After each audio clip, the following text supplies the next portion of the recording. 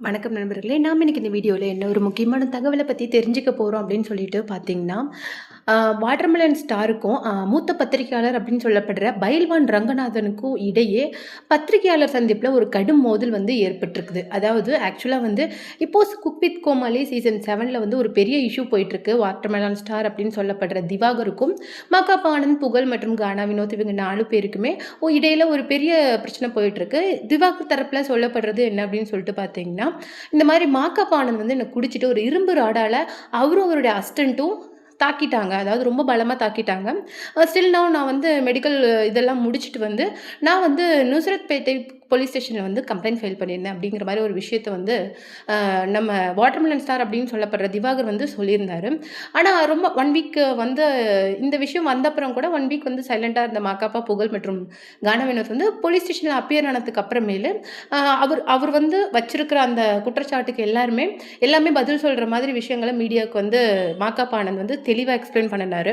ஆனா அப்ப வந்து மிகவும் கோபத்துல இருந்தாரு. அதாவது யாரோ ஒரு பைத்தியக்காரன் சொல்றானா அப்படின்னா, நான் குடிச்சிட்டு போவேன் நீங்க எப்படி கொஸ்டின் கேட்கலாம் அப்படிங்கிற மாரி கேட்டாரு. அது மட்டும் இல்லாம நான் வந்து ஒரு ஆங்கருங்க, ஹோஸ்ட், பிஹைண்ட் நோட்ஸு, கலாட்டா அப்படின்னு சொல்லிட்டு நெறைய அவார்ட் ஷோ நடத்தும்போதெல்லாம் குறைஞ்சது 15 ஹவர்ஸ் வந்து நிக்கணும். என்னுடைய வேலையே குறைஞ்சது 15 to 18 ஹவர்ஸ் நிக்கிறது தான். சூப்பர் சிங்கர்ல பார்த்தீங்கன்னா, உங்களுக்கு அந்த ஷோ வந்து 1 ஹவர் டெலிகாஸ்ட் ஆகுற மாரி இருக்கும். அந்த எபிசோடு எடுக்கிறதுக்கு குறைஞ்சது வந்து 3 to 4 ஹவர்ஸ் எடுப்பாங்க. காலையில ஒரு ஷூட்டு, மத்தியானம் ஒரு ஷூட்டு, ஈவினிங் நைட் ஆயிடும். அதே மாரி 2 நாள் கன்டினியூஸா எடுப்பாங்க. இந்த மாரி நின்னுகிட்டே இருக்கிறது தான் என்னுடைய வேலை. நான் எப்படிங்க குடிச்சிட்டு நீங்க உங்க ப்ரொஃபஷனுக்கு போவீங்களா? நான் எப்படி போவேன்? நீங்க மாரி சொல்லுங்க அப்படிங்கிற மாரி நெறைய கோவமா வந்து பேசியிருந்தாரு. ஆனா அதுக்கப்புறமேலு இந்த சைடு திவாகர் என்ன சொல்லியிருந்தாரு அப்படின்னு சொல்லிட்டு பார்த்தீங்கன்னா, பெண்களிடம் தப்பா நடந்துக்கிறது யார் பெண்களிடம் தப்பா நடந்துக்கிறாங்க அப்படின்னு சொல்லிட்டு போய் அந்த ஆள கேளுங்க. இப்ப நான் அவர் வச்ச குற்றச்சாட்டுக்குலாம் நான் பதில் சொல்லிட்டேன். இப்ப நான் கேட்கிற கொஸ்டின்ஸ்க்குலாம் நீங்க போய் திவாகர கேளுங்க அப்படின்னு சொல்லிட்டு இவங்க 2 பேருக்கும் இடையே வந்து இந்த மாரி மாறி மாறி சண்டை வந்தது. இது முடிச்சதுக்கு அப்புறமேலு திவாகர் என்ன சொல்லியிருந்தாரு அப்படின்னு சொல்லிட்டு பார்த்தீங்கன்னா, ஃபர்ஸ்ட் ஆஃப் ஆல் அவங்க போலீஸ் ஸ்டேஷனுக்கு வரும்போது கொஞ்சம் அப்படியே நார்மலா வரல. அப்படியே சட்டையெல்லாம் அப்படியே தூக்கி விட்டுட்டு ரவுடிங் மாரி தான் வந்தாங்க. அப்புறமேல் போலீஸ் பார்த்த உடனே இந்த கானா வினோத்லாம் அப்படியே நான் என்னங்க படிச்சிருக்கேன்? நான் வந்து சைக்கியாட்ரிஸ்ட்டு, அ ஃபிசியோதெரபிஸ்ட்டு.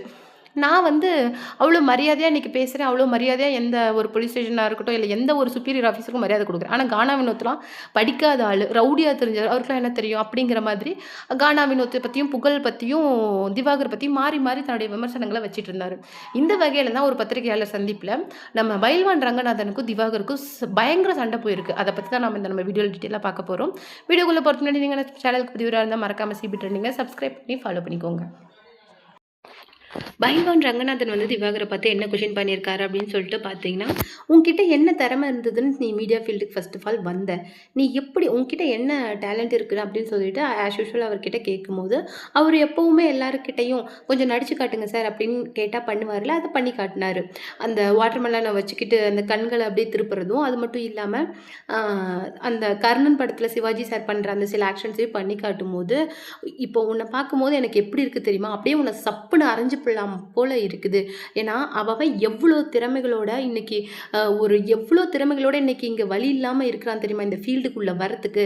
நீ வேற ஒருத்தரோட காசிப் மூலமாவும், நீயா ஏற்படுத்தின பிரச்சனைகள் மூலமாவும் இந்த ஃபீல்டுக்குள்ள வர்றது உனக்கு அசிங்கமா இல்லையா?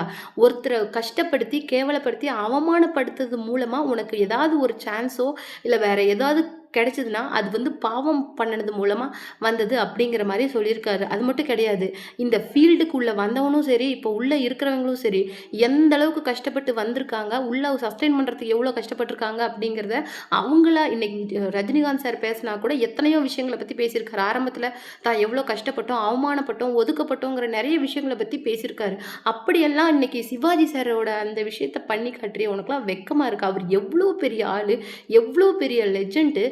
அவர் மாரி ஒரு மனுஷன் இதுக்கு மேல வரது அப்படிங்கிறதே சாத்தியமில்லாத ஒரு விஷயம். அவர எவ்வளோ கொஞ்சம் கூட மனசாட்சி இல்லாத அவமானப்படுத்திட்டு இருக்க அப்படிங்கிற மாதிரி திவாகர இன்னைக்கு பைல்வான் ரங்கநாதன் கொஸ்டின் பண்ணதுக்கு திவாகர் ஆஸ் யூசுவல் என்ன பண்ணியிருக்காரு அப்படின்னு சொல்லிட்டு பார்த்தீங்கன்னா, "எஸ் சார் யாராவது காசு குடுத்து நீங்க இப்படி மாரி பேசுறீங்களா?" அப்படிங்கிற மாரி கொஸ்டின் பண்ணியிருக்காரு. அதனால வந்து அந்த பத்திரிக்கையாளர் சந்திப்புல ஒரு தள்ளுமுள்ளு ஏற்பட்டுச்சு. அது மட்டும் கிடையாது. நான் வந்து சீரியஸ்லி இந்த விஷயத்த அதாவது சிடபிள்யூசி சீசன் 7ல நடந்த விஷயத்தினால பெர்சனலா அஃபெக்ட் ஆயிருக்கேன் சார். அவங்க என்கிட்ட மன்னிப்பு கேட்கிற கிடைக்கிற வரைக்கும் நான் கம்ப்ளைண்ட்டை வாபஸ் வாங்க மாட்டேன். நான் இவ்வளோ ஸ்ட்ராங்காக இருக்கிறேன் அப்படின்னா அங்கே ஏதோ ஒரு விஷயம் நடந்திருக்கு தானே, அதையே நீங்கள் யாருமே புரிஞ்சுக்க மாட்டேங்கிறீங்க. மாற்றி மாற்றி நீங்கள் எல்லாருமே பேசுகிறதுனால உண்மை பொய்யாயிடாது சார். அந்த விஷயம் வந்து நடந்த இடத்துல குறைஞ்சது 30 கண்டஸ்டண்ட்டும் 30 டெக்னீஷியன்ஸும் இருப்பாங்க. ஒருத்தருக்கு கூடவா உண்மை தெரியாது. அதாவது எனக்கு இப்போ நிறைய பேர் வந்து ஃபோன் கால் பண்ணி நிறைய விஷயங்கள சொல்லிட்டு வராரு. நம்ம மாக்காப்பா பற்றி, புகழ் பற்றி, எல்லார பற்றியுமே வந்து சொல்லிக்கிட்டு வராங்க. அந்த விதத்தில் வந்து அவங்க யாரும் இந்த பப்ளிக் மீடியாக்குள்ளே வரல அப்படின்னா அவங்களுடைய கெரியர் வந்து அவங்களுக்கு முக்கியம் அப்படின்னு பார்க்குறாங்களே தவிர, எனக்கு சப்போர்ட்டிவாக எவ்வளோ ஃபோன் கால்ஸ் வருது, எத்தனை ஆதாரங்கள் வருது அப்படிங்கிறது எனக்கு தெரியும். இதை வந்து நான் ரிலீஸ் பண்ண வேண்டிய டைமில் நான் கண்டிப்பாக ரிலீஸ் பண்ணுவேன். இதுக்கு நான் கண்டிப்பாக பதிலடி கொடுக்காம இருக்க மாட்டேன். அவங்க கிட்ட நான் கேட்குறது காம்பன்சேஷன் கிடையாது, இல்லை காம்பன்சேஷன் கிடையாது, மன்னிப்பு மட்டும்தான். மன்னிப்பு கிடைச்சா மட்டும்தான் நான் இந்த கம்ப்ளைண்ட்டை வாபஸ் வாங்குவேனே தவிர, இல்லை நான் வந்து எவ்வளோ தூரம் இதுக்கு நான் ஹார்ட் ஒர்க் என்னுடைய போடணுமோ நான் அது வரைக்கும் போட்டுட்டு நான் யாரையுமே சும்மா விட மாட்டேன். முக்கியமாக மாக்காப்பாவையும் புகழையும் நான் சும்மாவே விட மாட்டேன். அவங்க வந்து அவங்க அசிஸ்டண்ட்டை விட்டு எவ்வளோ அடிக்க வச்சாங்க அப்படிங்கிறதுலாம் அவங்களுக்கு தெரியுமா?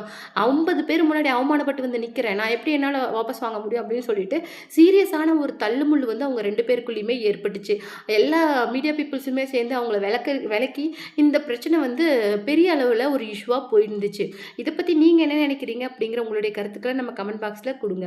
அது மட்டும் இல்லாமல் இது ஒரு புறம் இருக்க இன்னொரு முக்கியமான விஷயம் என்ன அப்படின்னு சொல்லிட்டு பார்த்தீங்கன்னா, தவிக தலைவர் விஜயோட பிரச்சாரம் வந்து ரொம்ப தீவிரமாக சூடு பிடிச்சிருக்கிற இந்த நிலையில் அவருடைய நண்பர்களான ஜெய் மற்றும் சஞ்சீவ் எல்லாருமே அவருக்கு ஆதரவாக வந்து வேட்பாளர்களை ஆதரித்து இன்னைக்கு பிரச்சாரத்தில் பேச ஆரம்பிச்சிட்டாங்க. அப்போ வந்து ஜெய் கூட நிறைய வந்து ஃபேன்ஸ் வந்து ஃபோட்டோ எடுக்கிறதுமா இந்த மாதிரி நிறைய விஷயங்கள் வந்து சுவாரஸ்யமாக போயிட்டே இருந்தது. இன்னொரு பக்கம் சிபி சத்யராஜ் என்ன பண்ணியிருக்காரு, அவங்களுடைய அப்பா சத்யராஜ் மற்றும் சிஸ்டரான திவ்யா சத்யராஜ் பேசின விஷயங்களுக்கு பதிலடி கொடுக்குற விதமாக நிறைய விஷயங்களை செஞ்சு திவிக தலைவர் மற்றும் தலைவரான விஜய்க்கு வந்து ஆதரவு தெரிவிச்சிட்டு வராரு. அது மட்டும் கிடையாது, ரீசெண்டாக அவருடைய அப்பாவான சத்யராஜ் வந்து பெரம்புதூர் தொகுதியில் ஆர்பி சேகர் ஆதரிச்சு பேசியிருந்தாரு. அவர் ஆதரிச்சு பேசுனதை விட அதிகமாக தாக்கி டிவிக்கு தலைவர் தான் பேசியிருக்காரு. நான் வந்து விஜயோட ஒரு பெரிய ரசிகன். அதாவது என்னுடைய பேர குழந்தைங்களோட நான் வந்து இப்போ கில்லி ரீரிலீஸை கூட நான் பார்த்து ரசித்தேன். ஒரு விஜயா, ஒரு நடிகனா, ஒரு ரசிக்கிற அளவுக்கு ஒரு திறமையான ஆள் தான் விஜய். ஆனால் அரசியலுக்கு அது ஒத்து வராது. இன்னைக்கு நாகரிகமே இல்லாமல் ஒரு முதலமைச்சரை ஸ்டாலின் அங்கிள் அப்படின்னு சொல்லிட்டு கூப்பிட்றீங்களே, இதே நல்லவேளை புரட்சி தலைவி அம்மா இறந்துட்டாங்க, அவங்க இருந்தால் தான் ஆன்டி ஜெயலலிதா அப்படின்னு சொல்லிட்டு கூப்பிட்டுருப்பீங்களா? அரசியல் நாகரிகம், அரசியல் பேச்சு அப்படின்னு சொல்லிட்டு ஒன்று இருக்குது. அதை தயவு செய்து கடைபிடிச்சா ரொம்ப நல்லாயிருக்கும். ஒரு தலைவருக்கு உரித்தான விஷயமே அதுதான் அப்படிங்கிற மாதிரி சொல்லியிருக்காங்க.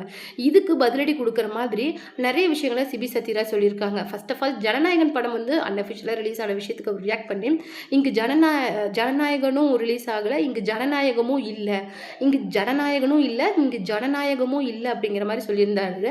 அது மட்டும் இல்லாமல் இப்போ ரீசெண்டாக ஒரு ஆர்பி சேகர் ஆதரிச்சு அவங்க அப்பா பேசின விஷயத்துக்குமே உசுப்பேத்துறவங்ககிட்ட உம்முனும் கடுப்பேத்துறவங்ககிட்ட கம்முனும் இருந்தால் வாழ்க்கை ஜம்முன்னு இருக்கும் அப்படிங்கிற மாதிரி சர்க்கார் படத்தில் விஜய் சார் பேசின அந்த போஸ்ட் கூட இதை அட்டாச் பண்ணி போட்டிருந்தாரு.